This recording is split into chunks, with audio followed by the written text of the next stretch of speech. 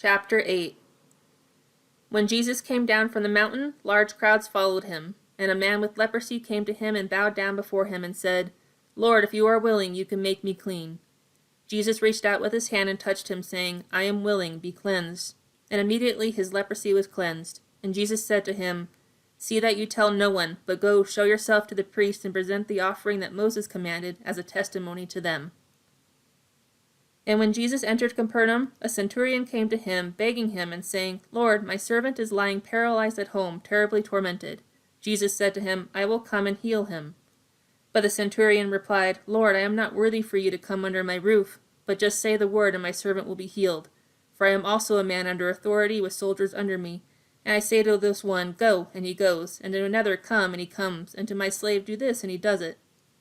Now when Jesus heard this, he was amazed and said to those who were following, "Truly I say to you, I have not found such great faith with anyone in Israel. And I say to you that many will come from east and west and recline at the table with Abraham, Isaac, and Jacob in the kingdom of heaven. But the sons of the kingdom will be thrown out into the outer darkness. In that place there will be weeping and gnashing of teeth." And Jesus said to the centurion, "Go, it shall be done for you as you have believed." And the servant was healed at that very moment. When Jesus came into Peter's home, he saw his mother-in-law lying sick in bed with a fever, and he touched her hand, and the fever left her, and she got up and waited on him. Now when evening came, they brought to him many who were demon-possessed, and he cast out the spirits with a word, and healed all who were ill. This happened so that what was spoken through Isaiah the prophet would be fulfilled. He himself took our illnesses and carried away our diseases. Now when Jesus saw a crowd around him, he gave orders to depart to the other side of the sea. Then a scribe came and said to him, "Teacher, I will follow you wherever you go." And Jesus said to him, "The foxes have holes, and the birds of the sky have nests, but the Son of Man has nowhere to lay his head." And another of the disciples said to him, "Lord, allow me first to go and bury my father." But Jesus said to him, "Follow me, and let the dead bury their own dead." When he got into the boat, his disciples followed him, and behold, a violent storm developed on the sea, so that the boat was being covered by the waves. But Jesus himself was asleep.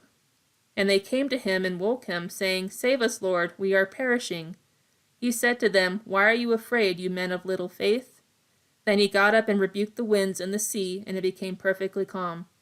The men were amazed and said, "What kind of a man is this, that even the winds and the sea obey him?" And when he came to the other side into the country of the Gadarenes, 2 demon-possessed men confronted him as they were coming out of the tombs. They were so extremely violent that no one could pass by that way. And they cried out, saying, "What business do you have with us, Son of God? Have you come here to torment us before the time?" Now there was a herd of many pigs feeding at a distance from them, and the demons begged him, saying, "If you are going to cast us out, send us into the herd of pigs." And he said to them, "Go." And they came out and went into the pigs, and behold, the whole herd rushed down the steep bank into the sea and drowned into the waters. And the herdsmen ran away and went to the city and reported everything, including what had happened to the demon-possessed men. And behold, the whole city came out to meet Jesus, and when they saw him, they pleaded with him to leave their region.